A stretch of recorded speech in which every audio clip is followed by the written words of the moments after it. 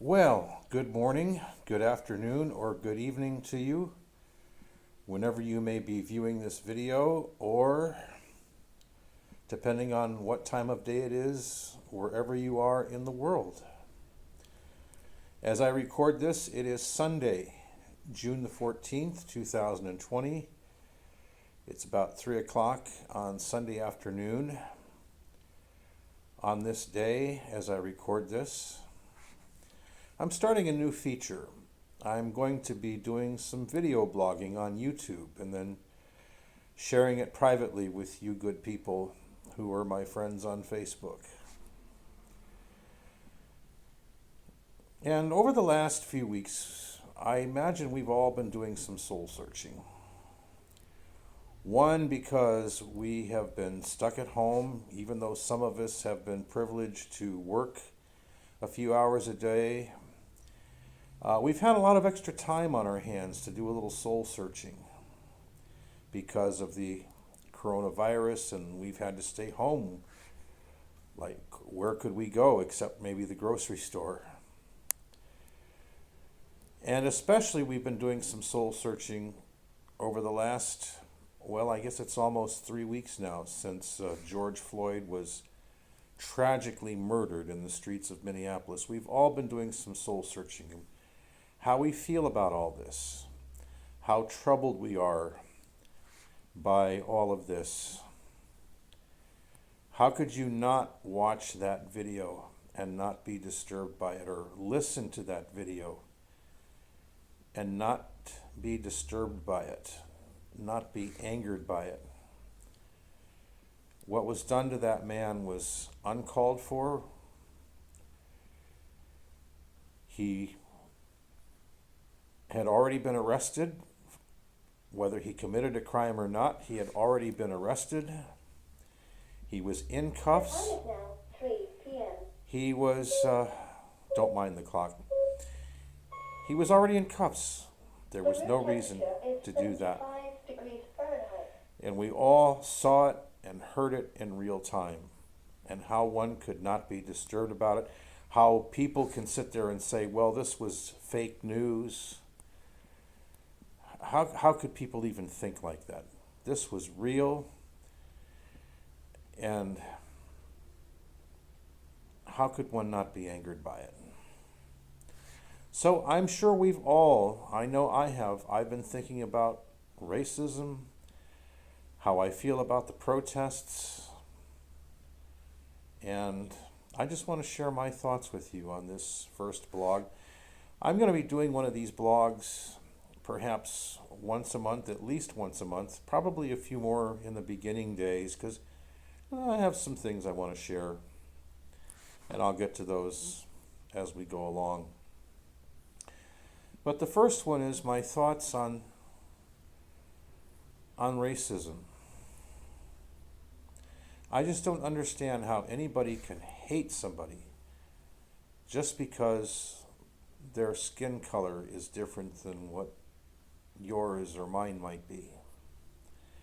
How could anyone hate somebody just because their color of skin is different than theirs? How anybody could just do that is just beyond me. How do we go about racism? Well, I know my answers that I feel comfortable with. And the first thing is, we must remind ourselves that we were not born this way. We were not born with hatred in our hearts. Racism is something that was taught to us. Whether it was by individuals, by something we saw in a movie, something we heard in a song, it's something that was taught to us.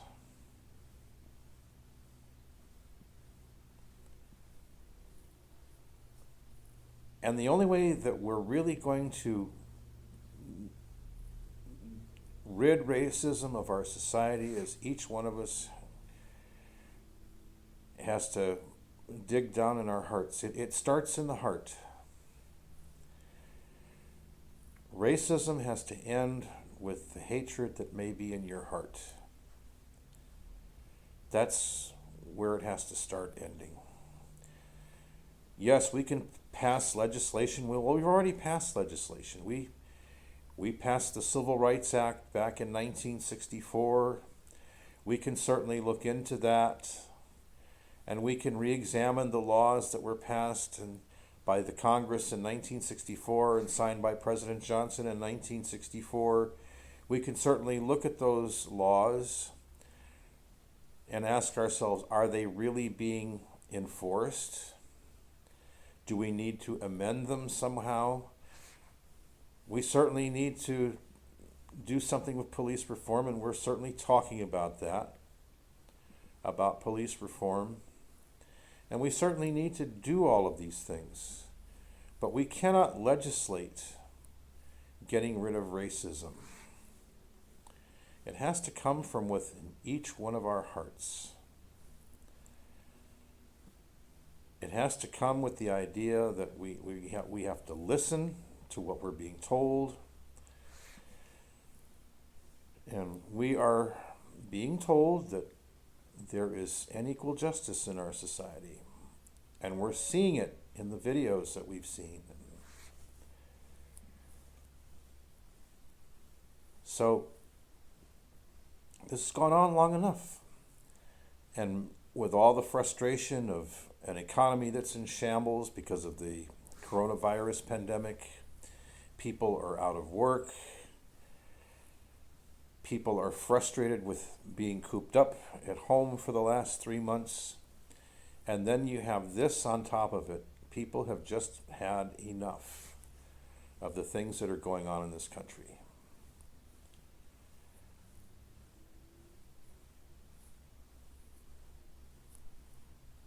This is a problem that we have not dealt with for 400 years in this country. It's a problem that we have not dealt with in civilization since time began. But we have an opportunity to go a long way in solving this problem, getting rid of this problem.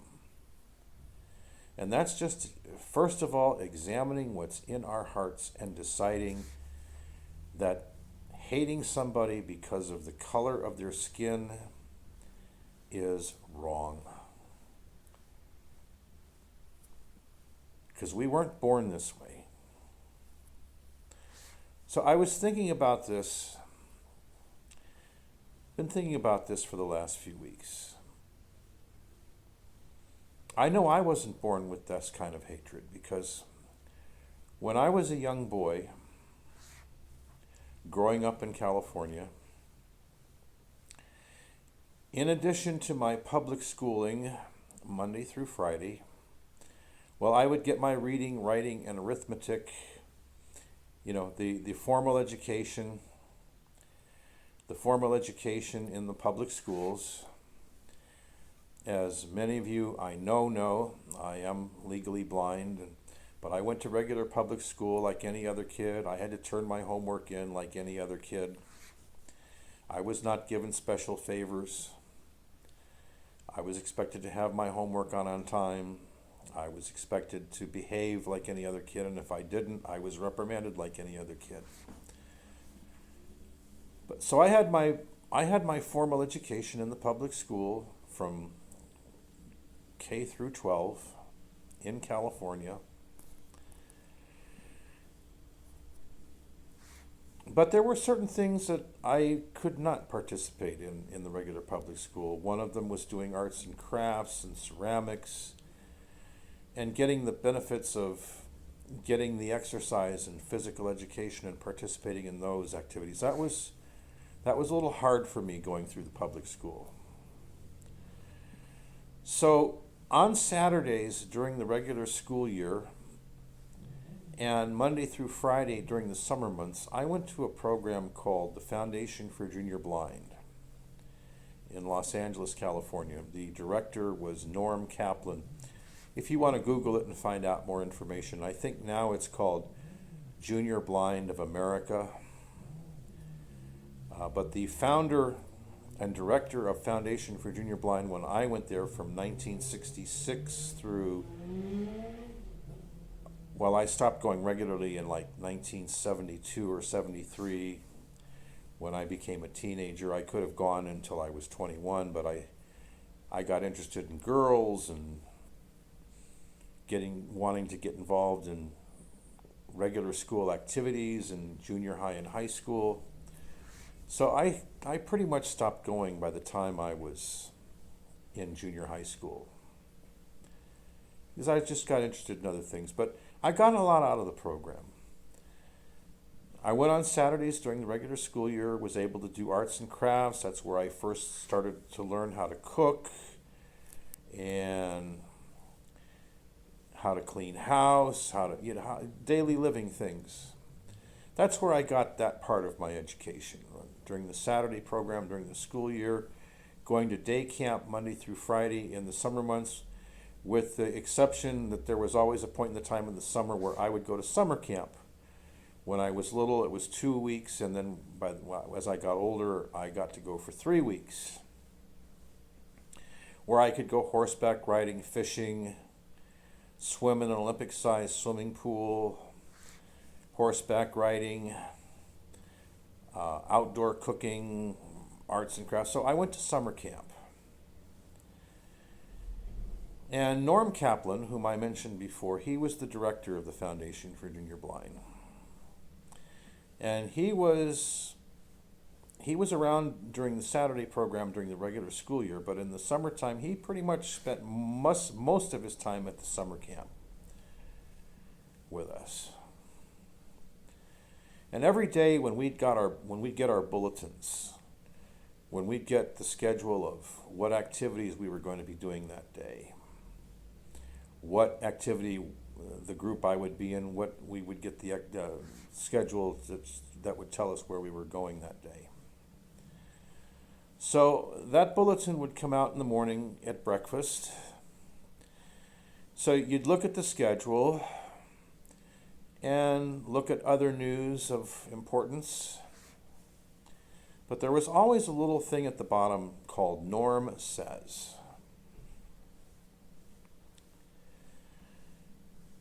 And it was usually something about friendship, about love, not necessarily God related necessarily, because there were so many different religions involved. He just talked about friendship and love mostly. How important it was to have friends and to try to make friends. One of the requirements was you were supposed to try to make one new friend a day while you were at camp. He liked when you did that. He wanted you to mingle and make friends and be kind to one another without really mentioning the word God. Just a thing that he had us do. Well, this one particular morning, as I was reading the Braille bulletin that I was handed, finding out what activities my group was going to be doing that day, I found out the activities that we were doing that day and at what time. I went down, as I did every morning, to read the Norm Says. And this one particular morning, I must have been about 11 years old. And the Norm Says caption that day was, "The blind are also colored blind."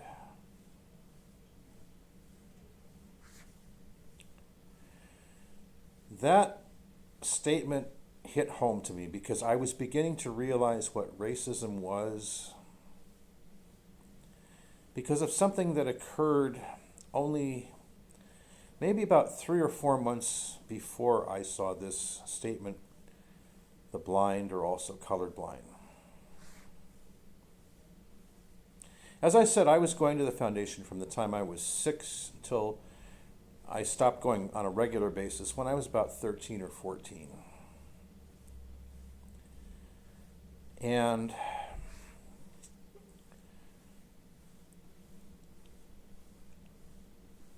when I started going, I was just playing with kids and having fun.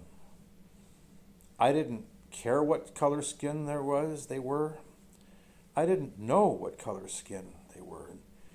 Three of my best friends, Jerry Baker, Billy Burton, and Terry Claus, were all African American.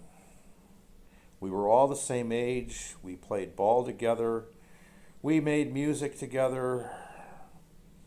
Like Jerry Baker was a good piano player, and he'd come up with some sort of a melody, and the rest of us would come up with silly lyrics to go along with it. But we played ball together. We ate lunch together. We were pretty pals. So I'm one white boy with three African American boys, and we're just playing. We never discussed what color the one might have been or what the other might have been.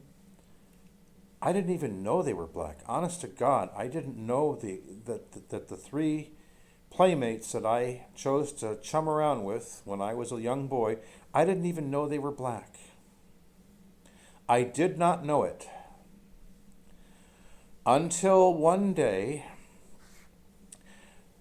my Aunt Virginia, aka Auntie Ginny, came out to California from Chicago for a 2-week visit.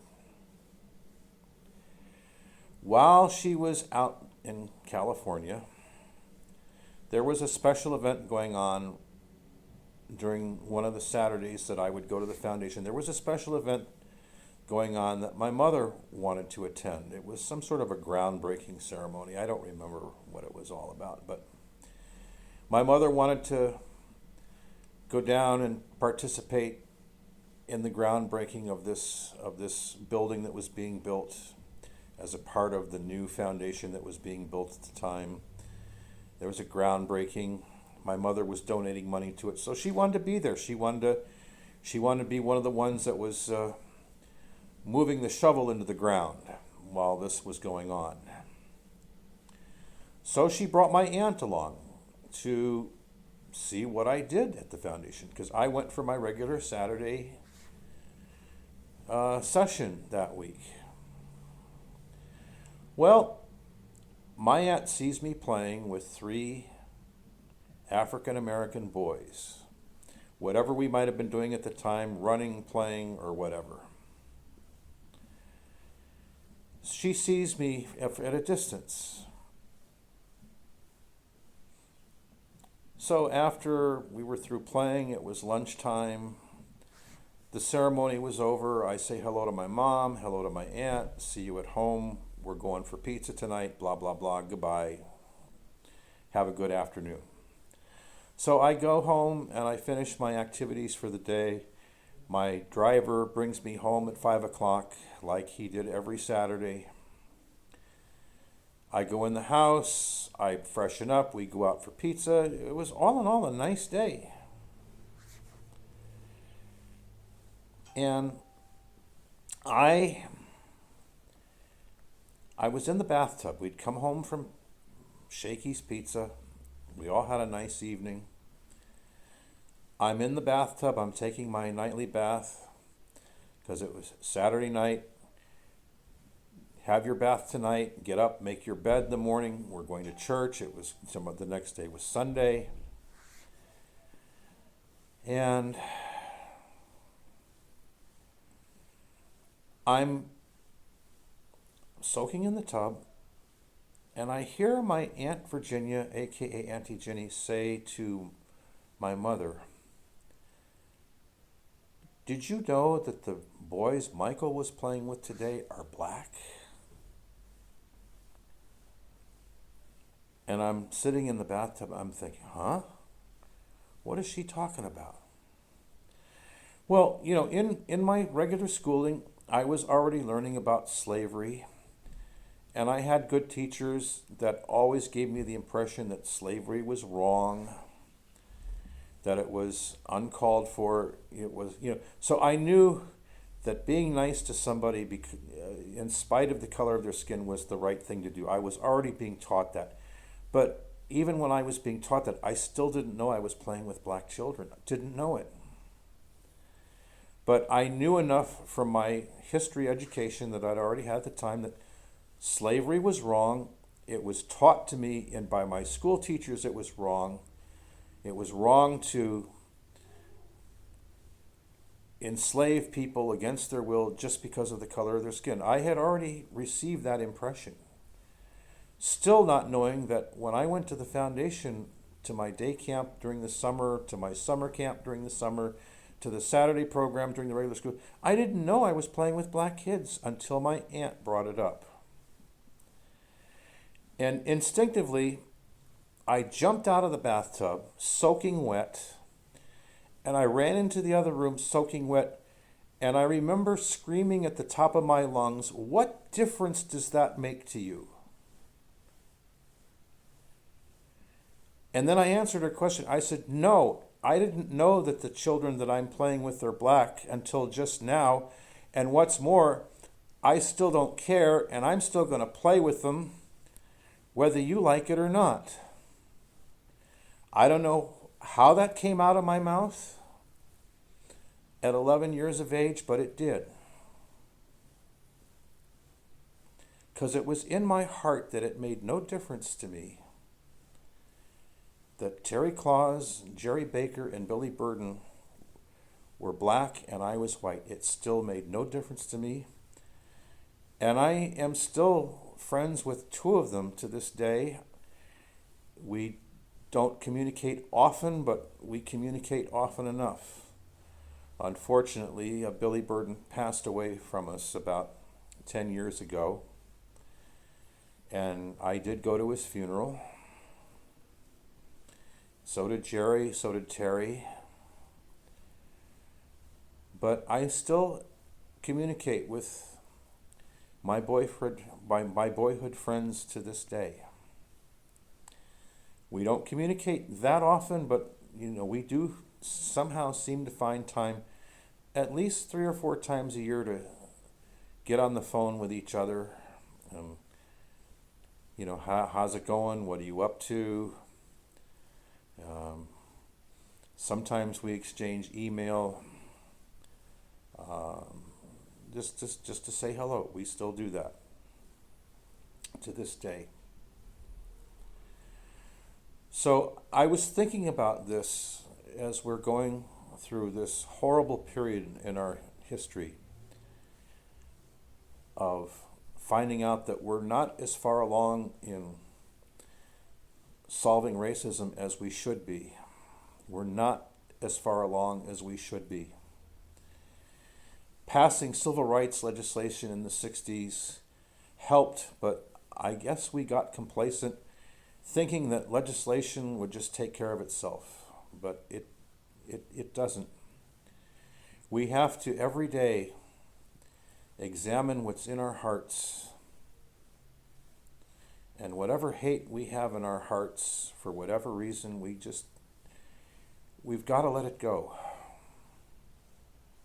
Whatever that hate might be, we just have to let it go, and it's something that we have to work on every single day.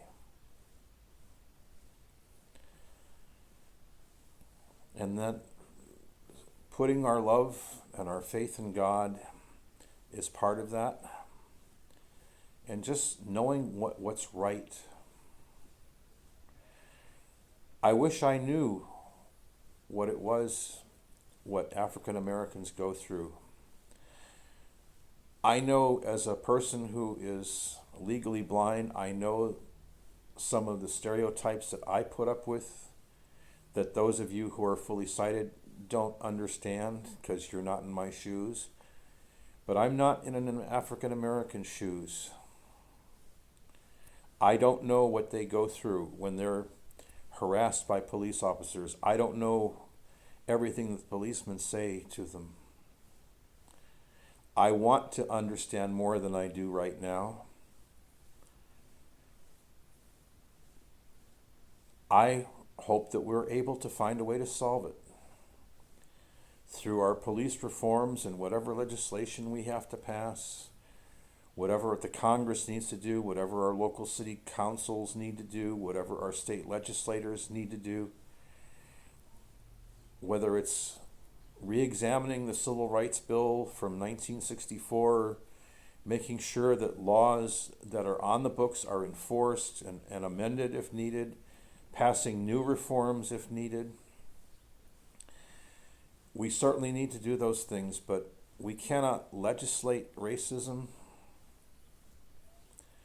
It has to come from within our hearts to just once and for all decide to stop it. Putting our faith in God, just knowing right from wrong, and realizing that we were born with love in our hearts.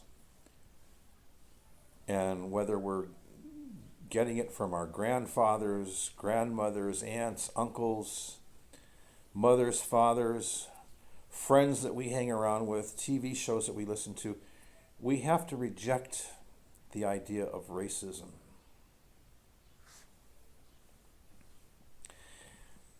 We just have to find a way to reject it and say, this is wrong. I mean, watching the videos of a man being beaten for no reason and a police officer grounding the knee into a man's neck for no reason, and the man is pleading to please stop, I can't breathe. Watching and listening to that, isn't that enough to tear your heart out and realize it is wrong? It makes me sick to think that there are people that think that that was fake news, that that was all made up. It makes me sick that people think that way. So we need to look at our leadership in this country, because let's face it, let's be realistic. We have elected leaders who are racists, who need to be shown the door. And then there's the other aspect of people who say, well, we can't say this and we can't say that because we'll be considered racist, blah, blah, blah. They're trying to take our First Amendment rights away from us. Well, I can only say this, the government isn't going to take your First Amendment rights away from you. If you want to be racist, go right ahead, be racist. But the only thing I can say to you is that if you choose to be racist in this day and age as we move forward, it won't be the government that takes your rights away from you. It's going to be your family. It's going to be the friends that you work with, the friends that you go to clubs with. It's going to be your employers who take your job away from you. It won't be the government taking your First Amendment rights away from you. It will be the people, it will be society, your friends, your family, your co-workers, your employers. It won't be the government that does it. So if you want to be a racist, go ahead and be a racist, but you are going to pay the price, and society is going to make sure that you pay the price. I think, and I hope, and I pray that that's the direction that we're headed in. Not that people have to pay a price for something, but that people are just not going to tolerate this anymore. Now, I don't know if I've made any sense in the last 20 minutes. I hope to God I have. I hope that you've listened with an open mind. I want to learn more. I want to listen more. I want to understand more. I want to do what I can in my part to stop this. And I hope that those of you watching and listening will join me. I'll be back in a few days, a week or so, with some more thoughts on other matters I'd like to talk about. And until then, take care and God bless.